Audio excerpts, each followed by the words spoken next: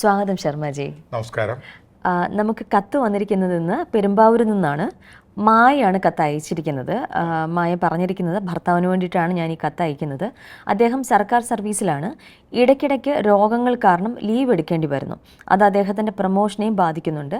അദ്ദേഹത്തിൻ്റെ ജോലി, പ്രമോഷൻ, ആരോഗ്യം എന്നിവയെക്കുറിച്ചൊക്കെയാണ് എനിക്ക് അറിയേണ്ടത്. എന്താണ് ഇപ്പോഴുള്ള പ്രശ്നങ്ങൾക്ക് കാരണമെന്നാണ് മായ ചോദിച്ചിരിക്കുന്നത്. ഭരണി നക്ഷത്രം മേടരാശിയാണ്. അശ്വതിയും ഭരണിയും കാർത്തിക നക്ഷത്രത്തിൻ്റെ ആദ്യത്തെ 15 നാഴിക ചേരുമ്പം മേടൻ രാശി എന്ന് പറയും. ഈ രാശിക്കാർക്ക് പൊതുവേ ഒരു കഷ്ടകാലാരംഭം തുടങ്ങിയിരിക്കുകയാണ്. ഏഴര ശനിക്കാലം തുടങ്ങി. ഏഴര കൊല്ലത്തെ ശനിക്കാണ് ഏഴര ആണ്ടൻ ശനി എന്ന് പറയുന്നത്. അത് ഏഴര കൊല്ലം കൊണ്ട് ആണ് അത് തീരുന്നത്.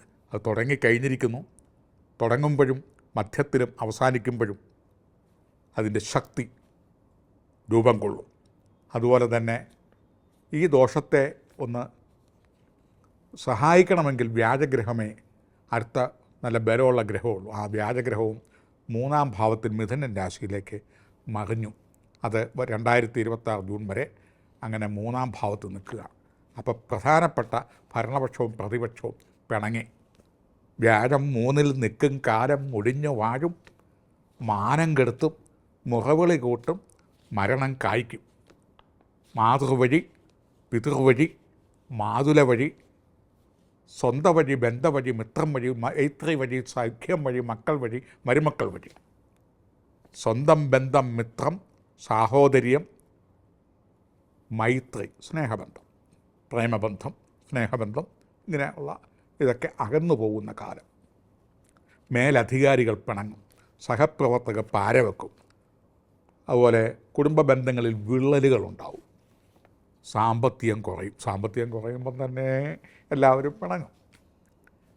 ഭാര്യാഭർത്തൃ ബന്ധങ്ങൾ കശപിശ, കല്ലുകടിക്കും. അല്ലെങ്കിൽ എന്തെങ്കിലും ഉവാവുമൊക്കെ വന്ന് അസുഖമൊക്കെ വന്ന് മേലാതായി സങ്കടപ്പെടേണ്ട രംഗം വരും. ഇല്ലെങ്കിൽ അപകടം, ഇല്ലെങ്കിൽ ക്രിമിനൽ കുറ്റങ്ങളോ അതുപോലുള്ള എന്തെങ്കിലും പേരുദോഷങ്ങളോ സ്ത്രീ പീഡനങ്ങളോ അങ്ങനെ എന്തെങ്കിലും വന്നിട്ട് നാറ്റക്കേസ് വന്നിട്ട് വല്ലാത്തൊരു പ്രയാസം.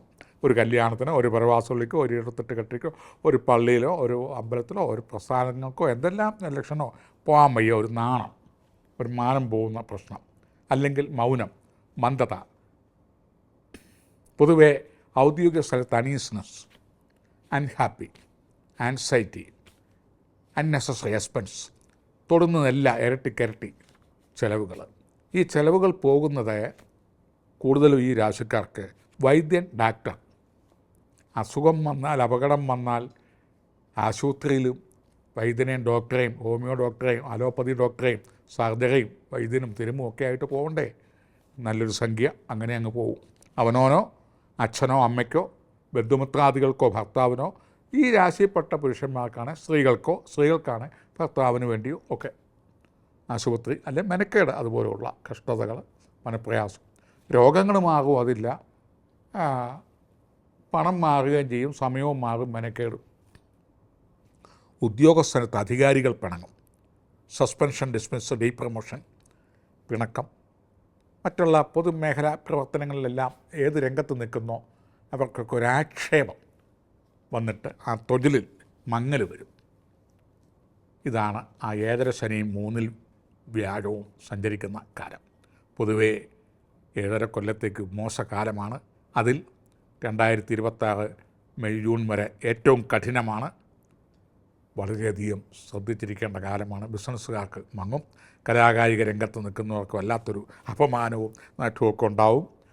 എന്തെങ്കിലും മോശമായിട്ടുള്ള പ്രവൃത്തി ചെയ്തെന്നോ മോശം സംഗതികളിൽ ഇടപെട്ടെന്നോ ഒക്കെ പറഞ്ഞ് പേരുദോഷങ്ങൾ വരിക.